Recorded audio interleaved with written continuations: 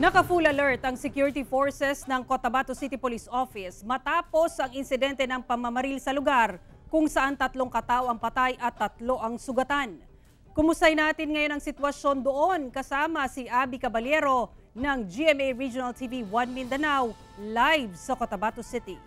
Abby, kumusta ang sitwasyon dyan ngayon?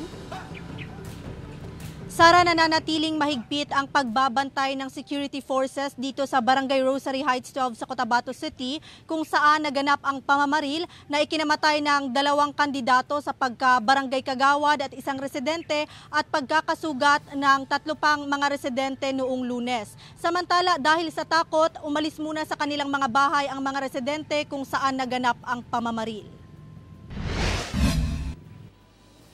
Naka-full alert ang security forces ng Cotabato City matapos ang nangyaring pamamaril sa lugar noong Lunes ng gabi, kung saan 3 katao ang patay at 3 din ang sugatan. Samantala, lumikas ang ilang mga residente sa pinangyarihan ng insidente dahil umano sa takot. Matapos ang pamamaril noong Lunes ng gabi, may mga bakas pa ng dugo dito sa Sosa Street, Barangay Rosary Heights 12 sa Cotabato City. Ilang mga sasakyang nakaparada naman ang tinamaan ng bala ng baril. Basag ang salamin ng van na ito at may 2 sasakyan pang nadamay.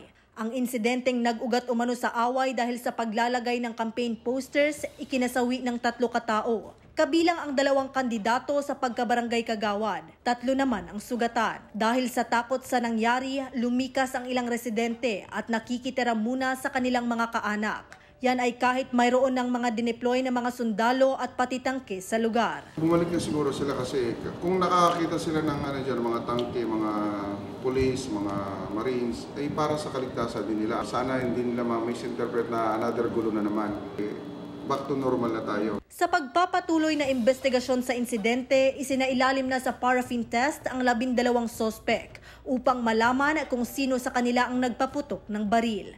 Posible silang kasuhan ng multiple murder with double frustrated murder. The suspect was identified, he was arrested, and a case has been filed against him. Dito sa tingin namin, sa tingin ko, although di pa na-file ang case, considered as case solved siya.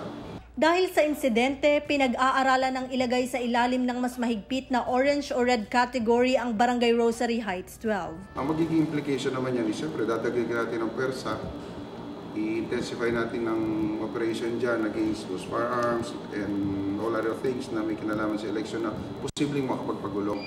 Higit 1,000 security forces umano ng Cotabato City Police Office ang ide-deploy sa mismong araw ng barangay at sangguniang kabataan elections. Umaasa ang otoridad na magiging matiwasay ang eleksyon sa tulong na rin ng mga residente.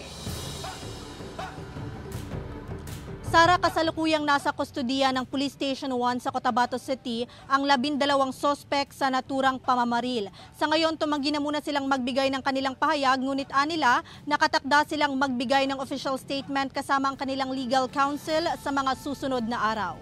Sara. Okay, maraming salamat Abby Caballero ng GMA Regional TV 1 Mindanao.